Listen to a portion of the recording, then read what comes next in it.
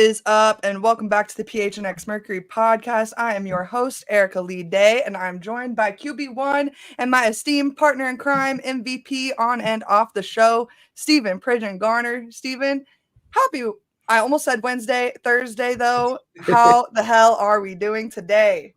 Blessed as always. Looking forward to talking some hoop. We got a special guest on, so that always makes things fun as well. And then, of course, always talking about the Mercury specifically is fun too. So, got an exciting show for y'all. Appreciate y'all tapping in. Like we always say, don't forget to leave a thumbs up for us. Let's have a great show. I'm really excited because, first of all, we have two new people in the house with us. First of all, it's Mr. Petey. A couple weeks ago, Steven and I were sitting over at the All-Star game, and I get a little buzz on my phone that someone wants to come on our show, and it is none other than Mr. Petey himself from the PHNX Hockey Show. And so, Petey, welcome to the show. Well, thanks for having me. And a little concerned. First of all, there might have been a few cocktails involved when I said I wanted to come on the show watching the All-Star game. By the way, every sport should have an All-Star game like that. Something on the line, something that matters, something where people are competing. That All-Star game, honestly, might be the best All-Star game in any sport that I've ever seen. The competitive nature that started off a little friendly, but by the end, man, they were all in. I mean, they were following, they were digging in, and that's the kind of competition you want to see with the best players in any sport. I'm not going to come on this show and claim to know I know a lot about basketball because I don't. I'm a fan. I'm a fan of the sport. I'm a fan of the WNBA. I've got the WNBA season ticket. Yes, that's true.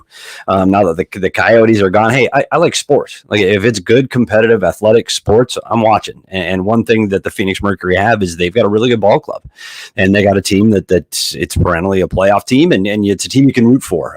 But I'll admit, I was really into to women's college hoops, like watching LSU and South Carolina and Iowa, like those rivalries, and that's where I got to know those players, and now those players are now in the WNBA, and they're some of the best players in the WNBA. And if people haven't seen this brand of basketball, dude, it's fun. It's competitive. It's up and down the court. It's athletic, and it's what every sport wants. It's got superstars, and they promote their stars extremely well. And hockey is trying to do more of that with players like McDavid and Matthews and so on. But the WNBA does an outstanding job of promoting their top players. You see them more in advertisements now than ever.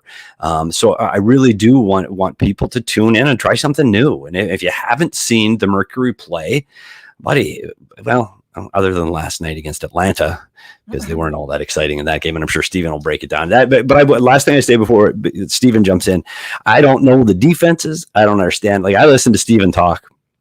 He's captivating because I like listening to him talk. But dude, I don't understand shit.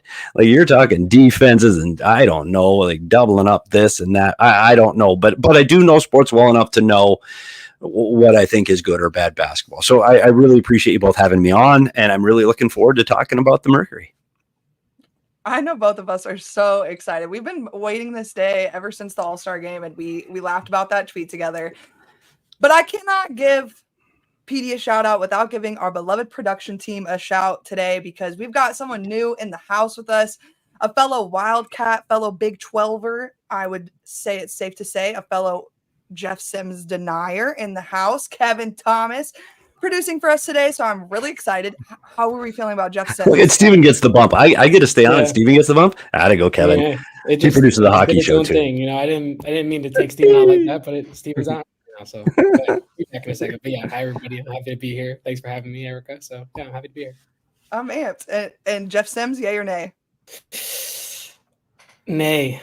Okay. He can stay, everyone. We're good to go, y'all. Woo! Okay. That being said, though, we got to get into some hoops. And this is no trick question like it was last time. We had some movement in Mercuryland this week. And we got to start by talking about some of, I know, our fans' favorite person, Sutton, getting traded to the Washington Mystics. This was big news, in my opinion. I would say we expected a little bit of movement considering the trade deadline was Tuesday, but at the same time, I don't know that either of us really expected this particular move. Shug has been a really good backup point guard for this team, only triple-double in Mercury franchise history. I'd say it's safe to say, like, this move means a lot for the Mercury. It created a lot of cap space. They now have $82,000 in cap space, which is the fourth in the WNBA. I think that's a pretty considerable amount. especially considering the fact that they don't have to give anyone a full contract now that the trade deadline is over. I think it's safe to say at this point that this team is anticipating keeping Monique Billings. That's kind of been the vibe I've been getting from everyone on the team, off the team, all around the team, is that they love Mo and Mo loves them and she wants to stay. So that being said, I think Mo's there to stay, but this does leave an interesting conundrum for the Mercury, considering there's an 11-person minimum and there's only 10 people on this roster right now. I think there are a couple of interesting people that could fill this roster, but I know Steven has someone in the back of his mind that he has been kind of hoping for, and I'm hoping he'll maybe give us a little chat about what it is he's hoping for this 11th player. Yeah, so we talked about the Mercury being in the market for Gabby Williams, and naturally we got the news recently that she ended up going back to Seattle, which embarrassment of riches for them on the wing in particular.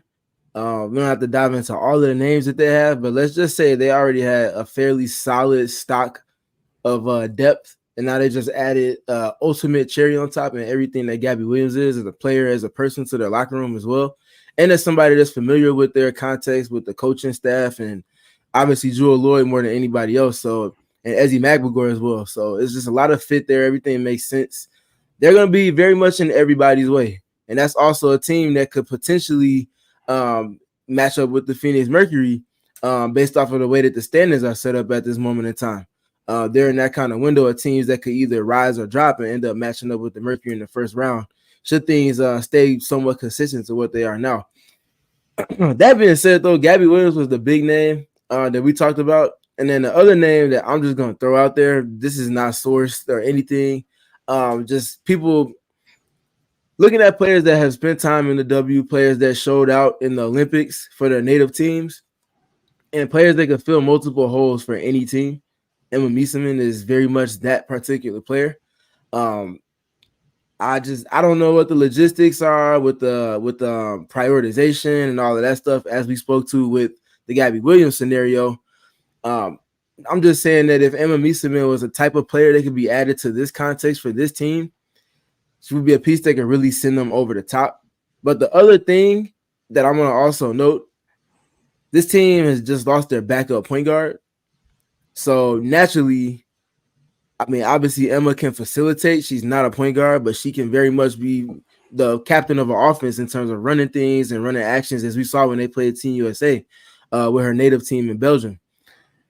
I'm very curious who they're looking at point guard wise. I wonder if Odyssey Sims is a name that's going to come up because she's currently on a 7-day contract with the Los Angeles Sparks because of the many injuries that they had to their backcourt. Very curious if she comes around when maybe her second 7-day, because it's more than likely she's going to be re-signed, picked up for that next 7 days. I wonder if that's a player that the Mercury are going to be looking to add.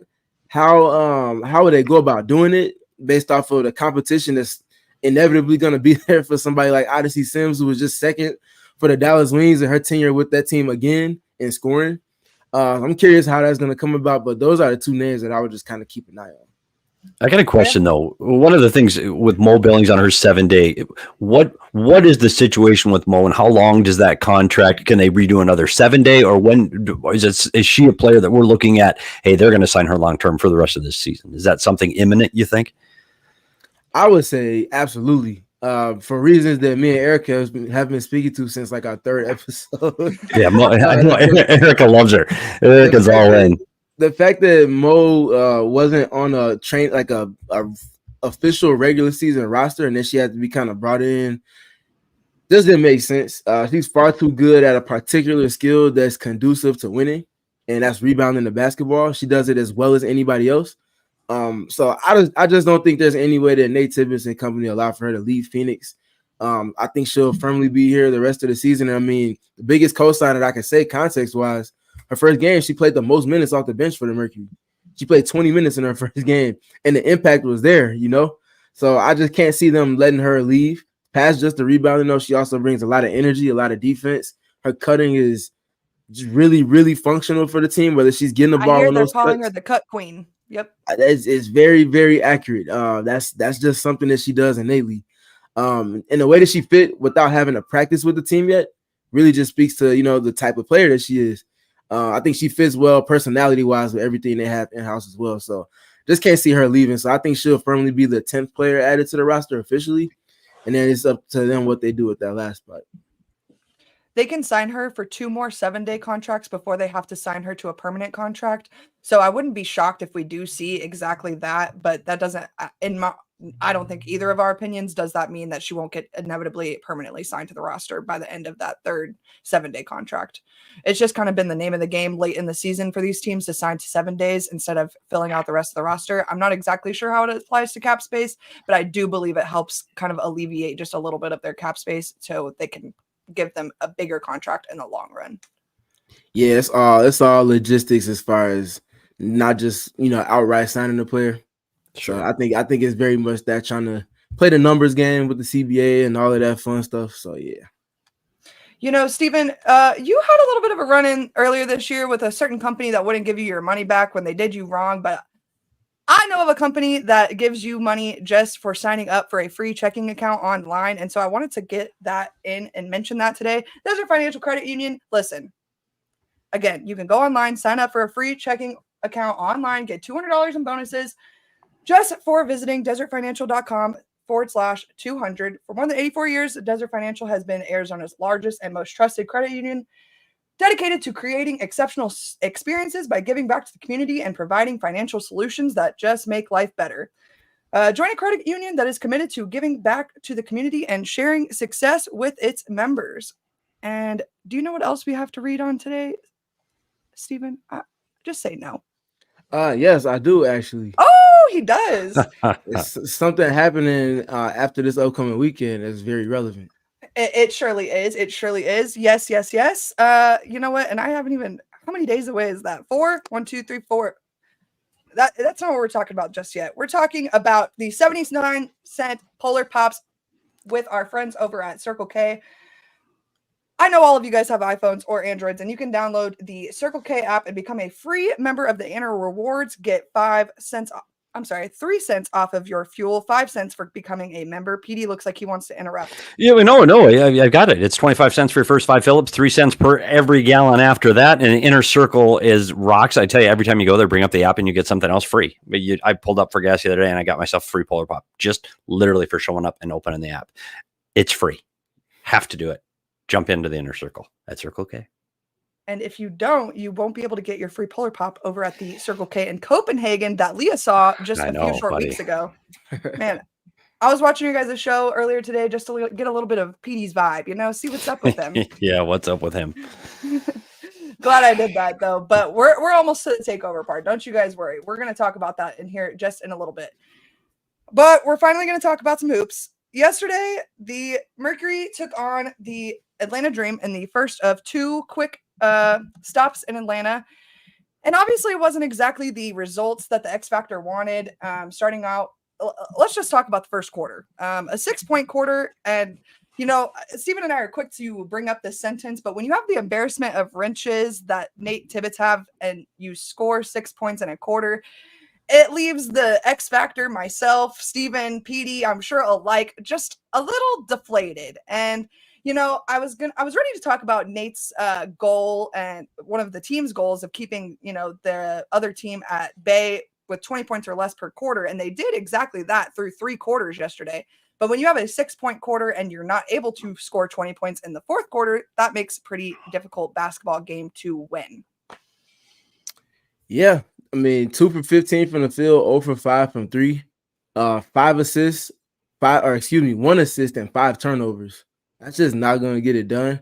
But I think the biggest thing within all of that, past just the first quarter, it's the offensive rebounds that they conceded and the second chance points off of those opportunities that they conceded to the Atlanta Dream and to every team in the W, quite frankly, that consistently continues to just kind of undo everything that they might do the rest of the game. They scored 22 points in the second quarter, 24 in the third quarter, and they came back and tied the game going into the 4th, but they pretty much used all of their energy to get back to draw even, and they didn't have enough to push that momentum across the finish line. And, when you talk about the second chance opportunities, especially in a game that was played relatively tight outside of that first quarter, You give up 12 second chance possessions, and the other team scores 14 off of those. And you're, like I said, you're playing a game that's within 2 possessions, and you're giving up that much off of second chance opportunities. It's hard to win against teams that are solid. And Atlanta Dream, for people that didn't know, have been the second most injured team outside of the Dallas Wings this season. You get back Ryan Howard, and you get back all of the other ancillary pieces that make you a really good team. You also get back your starting point guard in Jordan Canada. You just look like a completely different team that the Phoenix Mercury saw earlier in the season. So they're not going to be good against the same team that they saw earlier. This team is different, and when you can see that many rebounds, especially with the way that Tina Charles was putting the ball in the basket yesterday, which big salute to her, second all-time in scoring. That is no insignificant feat. That is a big time thing. I don't care how long you play. That's crazy.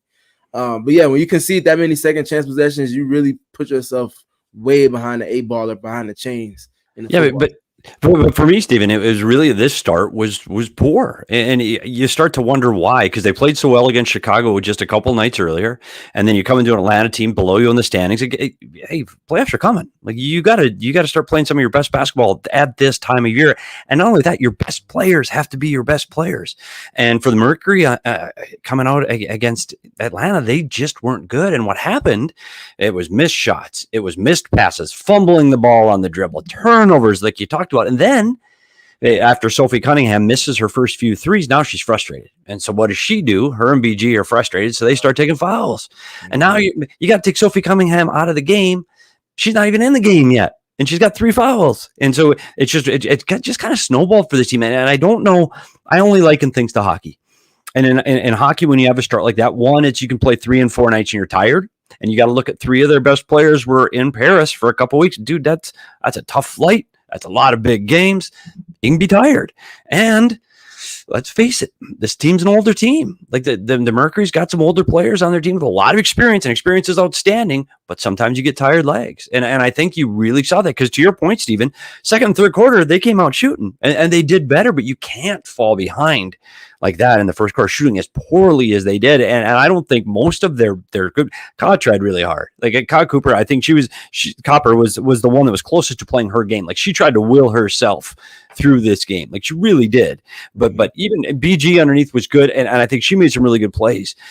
But you look at some of the other big players on this team, they just never got their motor going. Like Cloud missing, like throwing up bricks, and it was not her typical game. Diana Taurasi was not her typical self, and there's not a lot of runway left before playoffs. And these guys, I think they got a good opportunity against Atlanta tomorrow. You're facing the same team, you know how they're going to play, and as a coach, Tibbetts, he's got to come out and go, hey, that ain't good enough. Like our first 5 minutes, we better be blowing their barn doors off. Like let's come out to play tomorrow. So I'm really curious to see how they start off in their first 5 minutes tomorrow night. I think it's interesting. Something I've kind of thought was really funny every time it's been brought up in the press conferences with Nate Tibbetts is when someone asks about offensive rebounds and he just kind of laughs it off and says, well, if you make your shots, you don't have to worry about offensive rebounding. And I think it's very funny and hilarious and also true, but also when the shots aren't falling, who's going to gather that up and make it work for the Mercury? We were hoping it would be Mo, and obviously it just wasn't clicking last night exactly as we had anticipated. But they just need someone to kind of clean things up and also be. I think earlier in the season, Tosh was a huge moral leader of this team, and it's really fallen off a little bit, and not necessarily fallen off, but they just need to get back to exactly the way the vibes were at the beginning of the scene with Tosh taking ownership of the team as PG1. Yeah, Ed, you both of you two are speaking the great gospel on the Mercury this season. Very much appreciated from different perspectives. Erika, though, there's 2 things that I had emphasized in terms of prioritization post-Olympic break for this team. First of which was rebounding, which we already spoke to, and the team quite literally addressed by adding Monique Billings. Do you remember what the second thing is by any chance? I would gander that it's defense. Those are the things that wins championships. So, yes, you're not wrong. You definitely not wrong. We kind of spoke about rebounding and defense hand in hand, but the other big one, winning games on the road. Mm-hmm. We spoke about a majority of their games. Much issues. Correct. We talked about a majority of their games post-Olympic break being on the road, and that they had to figure out that piece because the way it's set up right now, For them to get back home in any first round series, they're going to have to win at least one of 2 games on the road. And if you're struggling to make that happen down the tail stretch of the regular season, you can't expect something from a team that you haven't seen them do somewhat consistently in the regular season. And at this point in the season, they're 6-10 on the road. And their margin of defeat on the road is atrocious. Like, there's no other politically correct or nicer way to put that. It's atrocious. And you have to have an identity on the road. Your identity when you're at home is not always going to be the same as it is on the road. Role players play more consistently, more better on the road or at home than they do on the road. And the big part in that is when you have an identity, you can kind of shapeshift and play to that when you're on the road to put the role players in a better position. But the other big thing in that, your star players have to kind of carry the team in a sense when you're on the road in that context. And to that point, to both of you two's points, the stars weren't there to step up for the team in the way that they needed them to the entire game. And that's quite literally what you need when you're on the road, especially when you're seeing the struggles that they see. If you're not putting together a complete game, at this point, they're just not going to win on the road. And it's really that cut and dry and simple at this point. And when you're struggling like that on the road, I think you need someone that can come off the bench and give you that spark. And you were hoping it was Mo, and you were so Mo Billing gets in the game. You go, okay, here we go. Like this, she's going to bring that effort. She's going to get the ball off the glass, and she's going to be that one to put you over the hump and bring that, but kind of pull everybody with her. And that's kind of what I was expecting to see. She was good. Hey, don't get me wrong, she was good, but she didn't have that. It didn't get that team over the hump. It couldn't get everybody on the engine running, and you were hoping somebody would finally pick it up. And I was hoping for Cloud to do it. She had glimpses in the third, but she kind of fell apart in the fourth too. You just wanted somebody to really pull away and go, okay, I got this. Don't worry, I got this. Just get that little excitement. And I thought that was really missing in that game. And you know what, Stephen, if you're gonna win, and not just win games, but you're gonna win, you got to have that. You got to be able to be down by 10, 15 points, and you got to be able to get that spark to come back. And you just hope as this team trying to limps into the playoffs that they can find that person that can help do it. DT's done it for her whole career. Can she come back and do it again? And who is going to be that driving force of this Mercury team down the stretch? And I think they need to find that emotional leader. I think it's really important. I would want to make sure that we do give credit to Big Al, Alicia Gray. Not little. Never. Not little, very, very huge Al. Dude. The defense that she played on Kahleah Copper was outstanding. And for people that don't know, Alicia Gray, she can put the ball in the hoop. She's one of the more fleet-foot guards in the league. She's also left-handed, which is fun too. One thing about Big Al, she's going to play defense. And the fact that she had to do some of the carrying that she had to early in the season for the Atlanta Dream, because of Jordan Canada and Ryan Howard being out for injury, that team being whole now and obviously trying to climb up the ladder and catch up to Chicago for that 8 seed. They're now 1 game behind them. I'll also add that, gaining grounds quickly. They're 3-0 post-Olympic break, which is ridiculous. Alicia Gray being back into her more traditional role to where she can focus a little bit more of her energy on her calling card, which is defense, and then allow for her offense to play kind of second fiddle to her impact on the game. Because Ryan Howard's back and because Jordan Canada's back, that puts this team, just gives the team a completely different look. And the defense she played on obviously Kahleah, but also when she had to switch and end up guarding Diana Taurasi or even Natasha Cloud, she was everywhere. She was breaking up actions on the strong side by top locking and just really breaking up the rhythm. She was jumping in the passing lanes, helping, getting deflections. She was doing everything. And then that, like both of you two just mentioned, is the type of thing that can kind of spark plug a team, whether they're in a rut and they need a jump or if they got some momentum going and they want to sustain it. And we saw a lot of that from her and also Ryan Howard. Ryan Howard gets obviously more attention for putting the ball in the basket than anything else, but she's a very underrated defender. And one thing about Ryan, when she's matched up with Kahleah Copper, they go at it. They had a little bit of back and forth yesterday, especially in the fourth quarter. Those players are just competitors and dogs, and they play a very similar position. They go about it differently, but they play a similar position, and they're also very similar in stature. So they were getting after it. So got to credit the Atlanta Dream because they can lock in and play defense. They have a type of tandem defensively, and you can add Jordan Canada to that mix as well that most teams can't replicate. And for the Phoenix Mercury, when you're kind of perimeter oriented in terms of where the prolific scoring for your team comes from, and you have a team that can match up with each one of your three players on the perimeter the ways that Atlanta can, makes things look a lot different. And I think that's something that they're going to have to approach differently tactically going into tomorrow night's game, because quite frankly, I don't like calling must-win games in a regular season, but this is a gotta-have-it game for this Phoenix Mercury team for all the things that we just spoke to. Yeah, I know Nate said it wasn't a must-win, but to me and Steven, and if it feels this way to Steven, then it must be true.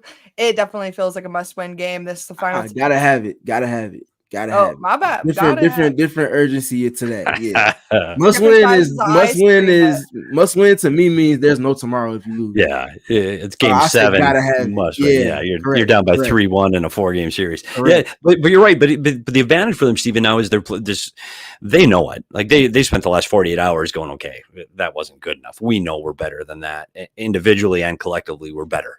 And I think that gives them an opportunity. Luckily, they get to play the same team back again and go, okay, now you guys, this is the real Phoenix Mercury that I think that's going to be what I'm looking for from this team. And I do think they're going to be better. And I think they're going to be really good out of the gate. So I to all the players you talked about, Gray gets 26 for 6 from the line. Like, with that defense, though, defense in addition. I know. She was fired. Like, honestly, up and down the court, she was phenomenal. Like, you noticed her, and again, she's a player that I don't know particularly well, and so when I watch a game, I go, oh, yeah, I noticed her. Like, she was outstanding, both ends of the court. I think for the Mercury, they're going to have to find a way to if they can't score, they're going to have to get the ball inside, because of what you saw early. Yes. You saw that too again. Sophie Cunningham, they're all shooting their threes, and they're all missing their threes. They just simplified, slow the shit down, get the ball to BG, get a couple easy twos, and just kind of hang around for a bit. And I think then you can get your momentum, but they just kept trying to fire from the arc and they just weren't getting it. So hopefully they start to drop for them on Friday. So I'm very confident on this Mercury group coming into tomorrow's game. That's where the comeback started, when they started getting the ball to Brittney to start the second quarter. Next thing you know, they're down 3. You know, that's quite literally what the spark plug was in terms of scoring and on offense to kind of get everybody back in alignment with Mercury basketball. And to that point, yesterday, they, for as absent as their offense was for multiple stretches, they still finished with more points in the paint than the Atlanta Dream did. They finished with 30, and Atlanta finished with 26. But another part of that context and everything we're speaking to in terms of this being a gotta have it game for the Mercury tomorrow, to their advantage, there's no travel with them going from last game to tomorrow night's game. They're staying in the same city. They can get some practice in. They can get a shoot around in. Players can get individual workouts in on the court. Obviously, can watch film in depth as well. I firmly believe they take full advantage of the eliminated travel context of things. And like you both just got done mentioning, will kind of look a lot more like the Phoenix Mercury will tomorrow. Like I said, this is very much a gotta have it game, because you also have to have a little bit of momentum going into the takeover game that we'll be hosting on Monday against who's been the best team in the league so far this season, the New York Liberty. That's a game you can't take lightly. You obviously have to be where your feet are and handle your business prior to, but I do think that there's going to be some type of momentum, positively or negatively, that's going to trickle into that game on Monday when they come back home to go against the Liberty. Which, speaking of, though, Petey, are you busy on Monday? Yeah, I'm working on it. I know I got it. Leah told me about it. See, and one thing you got to know, Erika, I don't read anything. I don't read emails. I'm not reading Slack. I don't know I don't know what's going on our own beat. So if I don't know what's going on in our own beat, I sure as hell don't know what's going on in yours. So I'm lucky. Leah makes sure I make it to everything on time. So she told me at our last show yesterday about the takeover. So I'm working on it. I'd like to see that. I tell you what, that New York Liberty is a fun team to watch. And they get a lot of those national games on Saturday and Sunday afternoons on ABC. So yeah, I think, and having said that, the takeover is going to be awesome. Awesome. And if you haven't seen or read, I know you're going to tell us about it right now, Erika. I know you are. You're going to see Mercury are going to play better. They play better against better teams. And you're seeing the best team in the WNBA right now with some of the premier players in the league coming in here to play at Footprint Center. So if you can, be there on Monday. Yeah, seriously. I mean, Steven knows this, but my favorite 3-point shooter in the WNBA is on the New York Liberty. So if you're not there, you're going to miss out on Erika having a blast with Jonquel Jones. So, I mean, get it together, right? Kevin, do you have this graphic for the takeover ready by any chance? There it is. All right. Yeah. There's only a few tickets left. So if you don't have them now, go ahead and get them before Petey and his wife steal them. That's right. Yes. You, me, all our closest besties. Petey, this is your official invitation. You and your wife, of course. Please bring your rear end down to the Footprint Center. Of course, come get some pregame drinks and beverages. Those are the same things. Drinks and snacks at the Desmond with us. And then we'll waltz our little rear ends over to the Footprint Center together. If you see some of my bestest friends down in the picture with Hayden, the old Mercury host with Chris and Amanda and Joel, we have a lot of fun. And I hope you'll come out and bark with me. We've got some barking to do at Tosh Cloud. This is my professional opinion, and Steven's been laughing at me for saying this for the last couple weeks, but playoff Tosh Cloud is defrosting. Okay, it's coming, y'all. Like, I know that y'all have not watched. Y'all probably didn't spend too much time watching the Mystics last year, and I can't really blame you. Okay, that being said, though, the playoff Mystics last year were one of, if not the most fun team in the league to watch.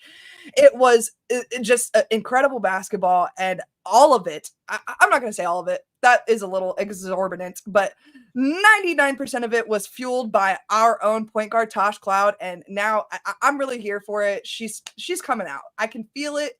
Every time she has the ball in her hands, you feel her confidence raising. Personally, I feel like she's coming just more and more confident in her role here with the Mercury in particular, and playing with the pieces that she has around her. Steven and I have talked all season about how like kind of disadvantageous it's been because she hasn't really been able to play with her whole team.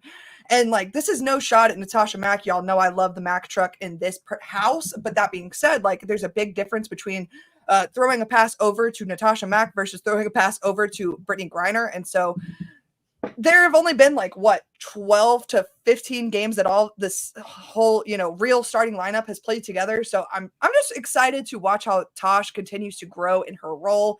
And I just think she is going to continue to get better and better. And to all these things that Petey was saying just a few minutes ago, I think that like it's just going to, the whole vibe around Tosh is going to change within the next like 2.5 weeks. And I'm really excited for that to happen.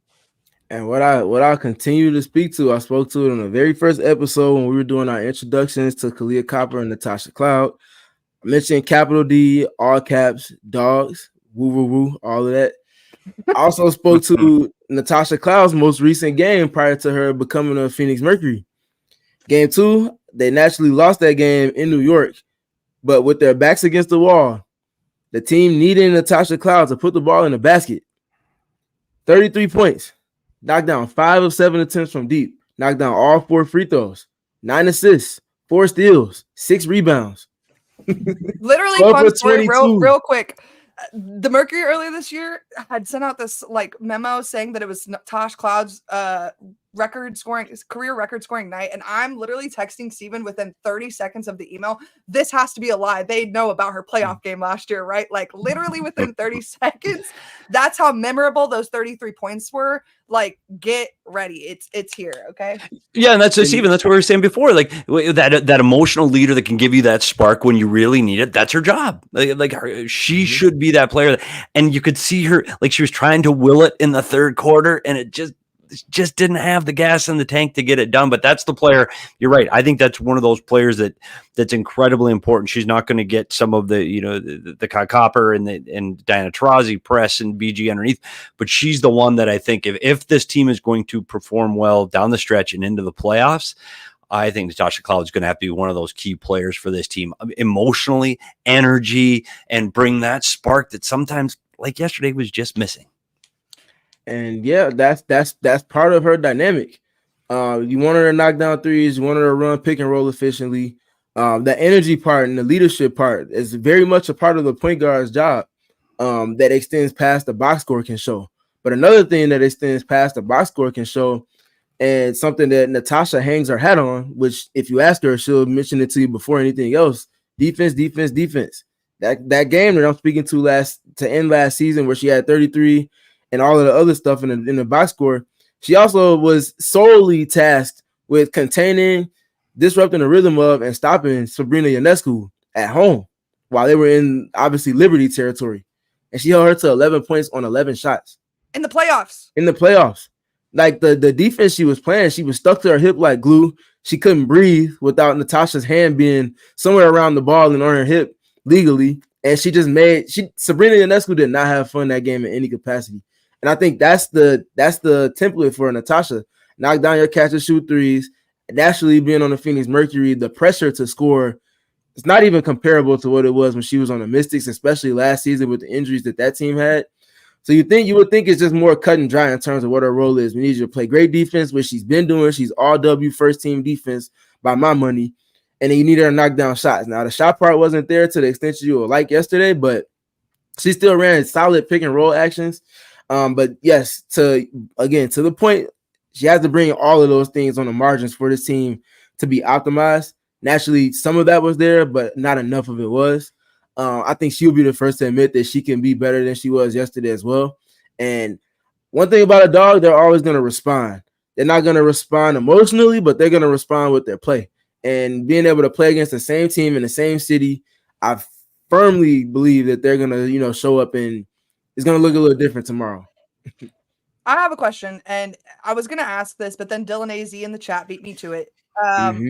You put this on our radar before the season started about not starting Sophie, bringing her in off the bench. What's up, Saul? Shout out to boss man Saul Bookman for showing the love. What up? Yeah, now we got to behave.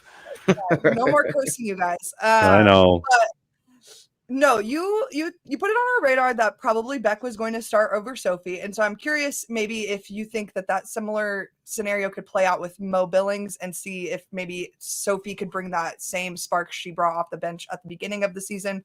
Well, I guess not the beginning because that ended up not happening the way we anticipated, but I'm just, I guess, curious if you think that Billings could take Sophie's starting spot in Beck's absence.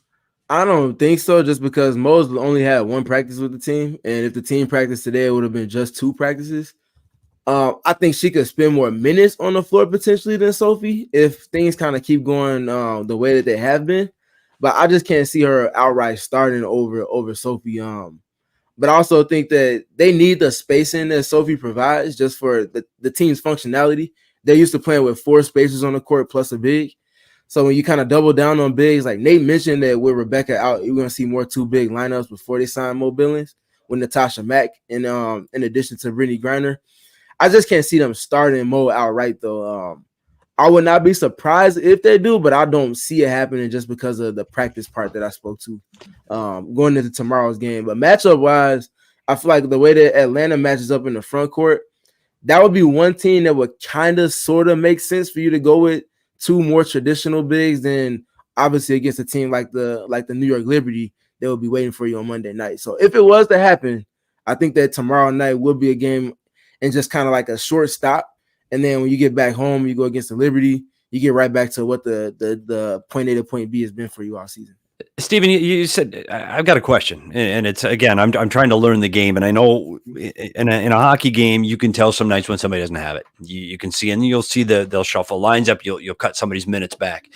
And I guess when this Atlanta game started off, when you talk about Sophie Cunningham, and I talked about her frustration and her fouls and her ability to shoot from the 3, do you think that Tibbetts needs to go to that quicker, or do you need to let her settle into the game and see if she can cook, or you just got to go, hey, maybe Sophie just doesn't have it tonight. We got to make a change, and then maybe you can get Billings into the game a little bit quicker, or is that something that as a coach you go, yeah, let's see if she can warm up and find her stride as this game goes on?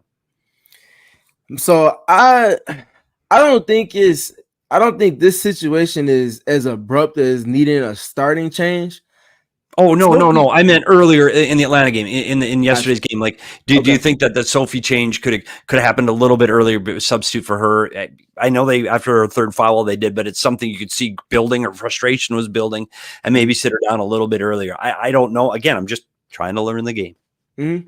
Yeah, I think it's something that he could have went to a little bit sooner. But my thing with that in particular, Sophie is a player that is as good as the players around her are. She's a play finisher, not a play starter. And naturally, you expect for your play starters, Natasha Cloud, Kahleah Copper, Brittney Griner, Diana Taurasi, especially the way that they're paid, if we're going to go to the number side of things. But generally, the way the team is built, the way the principles and philosophies are set up, those 4 players have to be at a certain level. And Sophie can't be her true self if those 4 players are doing their job prior to her in the paradigm of the team. So I think more than anything else, Sophie's lack of production in the most recent game, she might have had an off night, but I feel like that's more so a byproduct of the 4 best players on the roster not being there even close to their best selves for the entire game. So I won't say that. I think he could have went to that sooner with Mo, especially considering the way that game was going. But at the same time, I can also understand why he didn't shift. Sure. Just because of the need for shooting, especially. I mean, 0 for 5 or 0 for 7 in the first quarter. I can't remember which number it was, 0 for 5 or 0 for 7. You want to have somebody just put the ball in the basket from deep. Yeah. And that would have alleviated a whole lot of the stress that they saw in terms of trying to fight that uphill battle. That's why I ask you the question, Steven, because you're the guy. You know. I appreciate it. But I dude, appreciate people that ask questions. I'm just trying to learn my way. Find my way. I know the team with the most points wins. That's where I'm at right now with my basketball knowledge. If we ever had a hockey conversation, you better believe there'll be a lot of question marks after everything I said. There we go. There we go, Steven. We got it. There we go. Bringing it together. I like it. Well, I am really excited that we get to watch these same 2 teams obviously match up tomorrow, and hopefully we get a little bit of a different results. Hopefully more than 2 players in double digits, and hopefully our bench, pours in a little more than we saw yesterday. Any other big things we got to get to before we head out for the rest of the week, Steven? Well, before you jump in that, I want to say something about tomorrow's game because you don't know this because you don't listen to me a lot. I'm old. Craig Morgan's just a little bit older than me, but I'm the number 2 guy at the PHNX studios. I'm an old man. Could not be happier that the Mercury are on the East Coast right now. Couldn't be happier. A 4:30 start time, buddy. Every game, I think local games should start at 4:30. If I can go, I'll have dinner at 4, game at 4:30. I'll be home tucked in by 8. Money every night. Sign me up. Let's play at 4:30. So I'm very excited that because I'll be having dinner, right? I'll be watching dinner and I'll be watching the Mercury at 4:30 tomorrow. So I'm very excited about tomorrow still. And you think I'm kidding, for Erika, you, but I love the not 7 kidding. o'clock games. In fact, on Sunday when the game was at 6, I complained all night that the game was too early and that my internal clock. Yeah, but you're a kid. You're a kid. How old are you, Erika? You're a kid. You're in your 20s. Aren't you in your 20s? Yeah. So you're a kid. I'm an old man. Like, Steven, how old are you? 29. See, you guys are in your 20s, dude. I don't want to hear about it. Don't want to hear about it. Guys, they can start the games at midnight and you'd be there. You hear me complaining. If you you got a game, just let me know what time I need to be at the arena. Exactly. You guys show up midnight if you had to. Not this kid. That's but right. I'm excited. Like driving up to the arena in the afternoon. It's so, like I have run into Phoenix traffic. It's the just heat. sticky, Yeah, that's fair. That's fair. Yeah. Well, Steven, though, anything else about tomorrow? Yeah, I have left off. I knew it. The things I'm watching for tomorrow, the start, they have to set a much better tone for the game. And then the rebounding for me, we talked about the second chance opportunities and the points that came from that for the Atlanta Dream. I do feel like this game will simply be, if they can address that, keep it more neutral in terms of the shots on goal. I mean, last night, the Atlanta Dream shot, 12 more field goal attempts than the Phoenix Mercury did?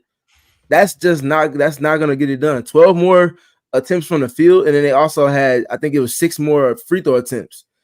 You just can't win that way. You can't win that way. So I firmly expect for them to look a lot more like the Phoenix Mercury tomorrow. In succession, addressing those things, a better start, and being a whole lot more impactful cohesively and collectively on the glass. And then the last big thing, Brittney Griner has to get the requisite touches. And then Brittney Griner also has to be herself on the block. She's got to make Tina Charles work on defense because Tina Charles had her way, as we saw scoring yesterday, but also on the glass more than anything else. She had 17 rebounds for crying out loud. 17 rebounds. Gotta address those things. You do those 3 things in succession. I do feel like this game will not be played at that snail's pace that it was scoring-wise yesterday, 63-73. It's going to be a whole lot closer to 80s basketball. And if it's in the 80s or close to 90s in terms of the score, that's where the Mercury want to be.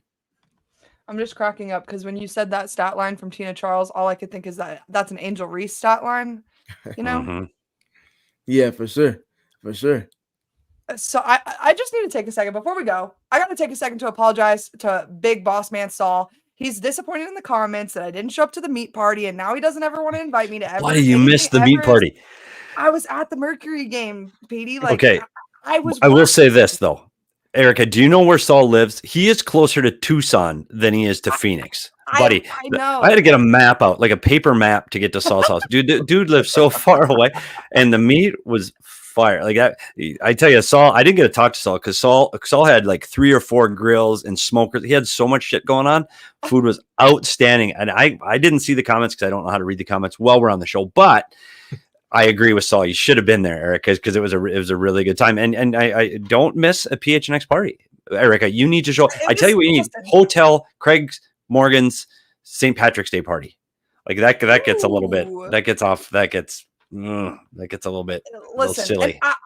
I really wanted to be there, but it was the only time that we were hosting Angel Reese all season. And I'm sorry, but how was I supposed to miss that? Yeah, that's fair. I would watch her play live too.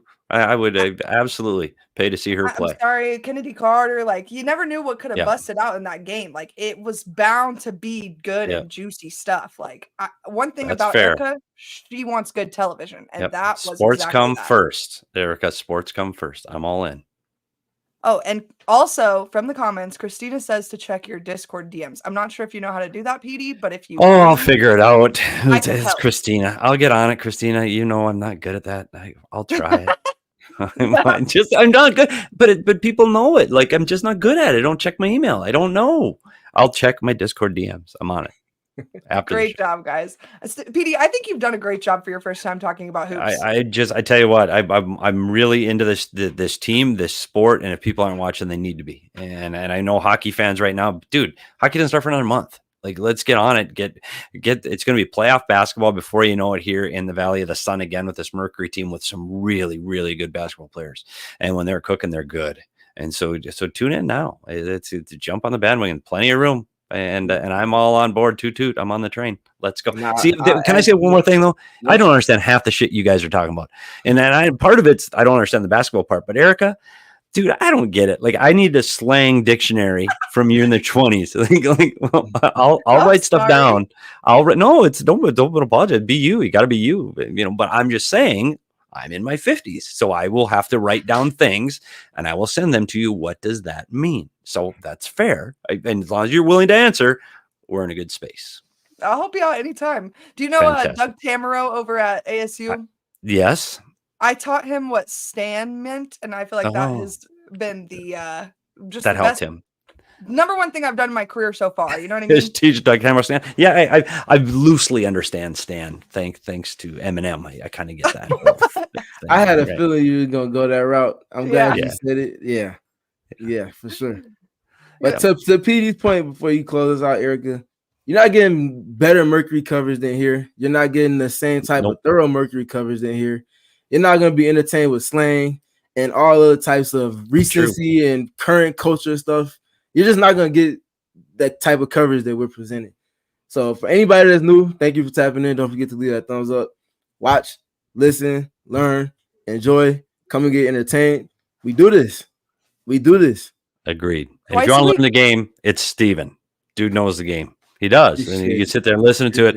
And then what you do, here's the key. Watch the game and then go listen to Steven talk about the game. And you go, oh, yeah, I get that. Now I'm starting to understand it. And so then next time you watch, you can look for those things. And you'll be a smarter basketball fan for it. Appreciate that. I'm always learning. I don't know everything. I'm always learning. So that's how we keep this discourse space of ours a lot better, because there's too much great basketball going on to be talking about the other stuff that we are.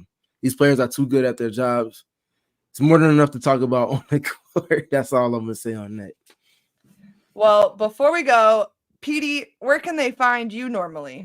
I'm on the PHNS hockey show, which is right now, because we don't have a team, we're on Wednesdays at 11 on the PHNX YouTube channel. But you can also catch out an audio podcast coming out tomorrow. Dropping tomorrow. I sit down with former Coyote player and assistant general manager Steve Sullivan, the guy that actually fired me from the Coyotes when I worked there. He was the guy that we sat one-on-one in the room, and it was the two of us and let me go. And we actually told the story, and I got to confront him on the air about him firing me. So it's a must listen tomorrow on the PHNX show. So I hope this is not the last time I get to jump in and talk a little Mercury ball. Hopefully I check in before the playoffs, because I really enjoyed it and I enjoy your coverage. And I think if people are not watching the Mercury and the WNBA, they're missing out. Well, I think we're going to have you on at least one more time before the playoffs. So deal. Okay, and then maybe once the playoffs start, we can get you on again. Buddy, let's go. All Do we ever right. do watch-alongs?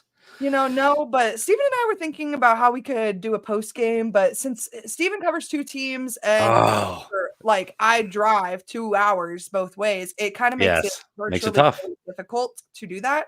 So Well, don't say never. Do that. Let's not say never. Never say never. Yeah, it just makes it a little tough. So we're working on it. A playoff road game, Erika. That might be it. I'm praying for a trip to Seattle. I've never been, and I would love if we could just go see the Storm in Climate Pledge. I think that sounds really fun.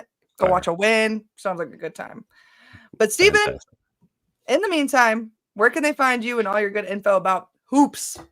Yeah, you can find me on Twitter at StayTrueS.3, on YouTube at Steven Prijon Garner 3, and then also always on GoPHNX.com. Definitely have some more writing stuffs coming up before the game against the New York Liberty on Monday.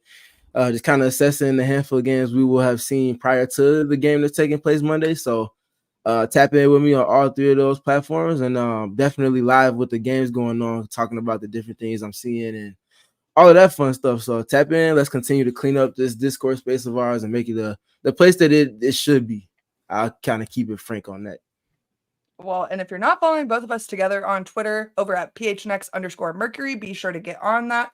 I know I'm not quite as funny during a loss as I am during a win, but hopefully tomorrow my tweets are just really funny. I get so excited when they give me good content to run with and make great jokes out of. So follow us over there. And also, word on the street is that I might be making an appearance on the Wildcat Show. So tap in with me over there tomorrow. But until then, we will see you Monday at the Takeover and Tuesday here on the PHNX Mercury podcast. We all silly like the mayor.